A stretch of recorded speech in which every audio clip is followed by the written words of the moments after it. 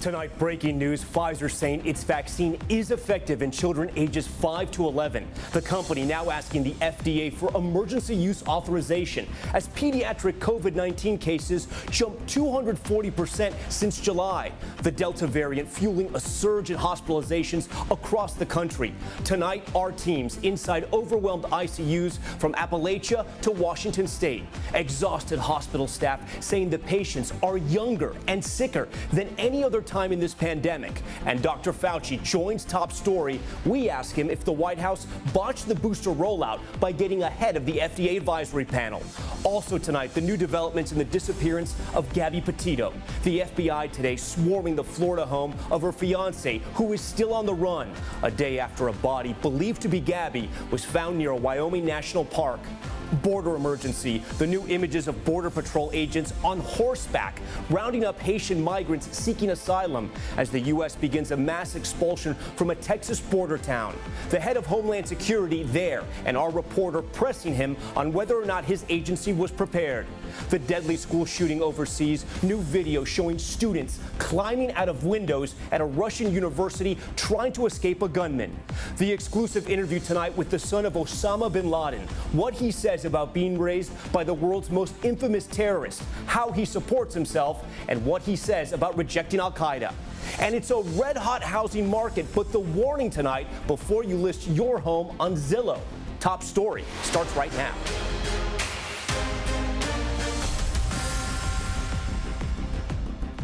And good evening, I'm Tom Llamas. We begin tonight with that breaking news. Pfizer says its vaccine is effective in children as young as 5 years old.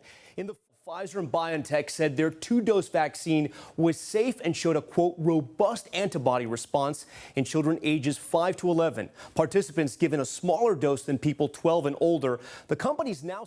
The company says it expects results on the youngest children under age 5 by the end of this year. Tom? Gabe Gutierrez leading us off on Top Story tonight. Gabe, we thank you for that.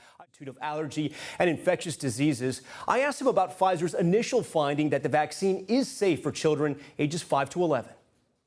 I think that would be a mistake, to be honest with you. Do you still stand by that? Do you think the advisory panel made a mistake on the booster rollout? Coronavirus coverage continues in our next half hour with NBC's Dasha Burns going inside a Tennessee hospital where COVID ICU cases have gone from 20 to 400. That's coming up later in the broadcast. We do move on now to our other developing story tonight, the grisly discovery and the search for Gabbie Petito. The FBI announcing they have found remains by the U.S. We've also heard of some explosions, possibly combat in Jalalabad. What exactly is happening right now? How would you describe the country of Afghanistan? Ooh. It was probably the most bizarre story I've ever covered, and I've covered a lot of strange stories, because you had the Taliban roll in. Some emerging risks for the market. So what exactly is going on?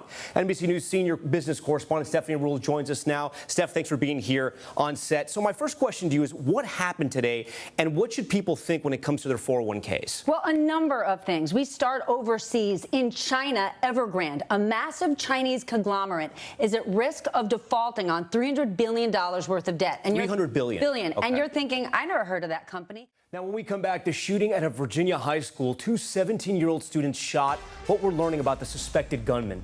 Plus, the volcano emergency in Spain's Canary Islands. Take a look at that. Lava pouring into a neighborhood and destroying dozens of homes. The evacuation is now underway.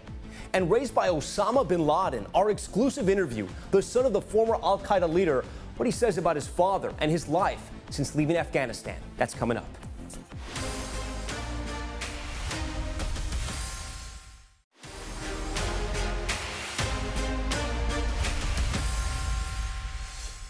Back now with Top Story's news feed. We start with a shooting at a Virginia high school. Police say two 17-year-olds. The country also facing a decades-long financial crisis that was worsened by the COVID-19 pandemic.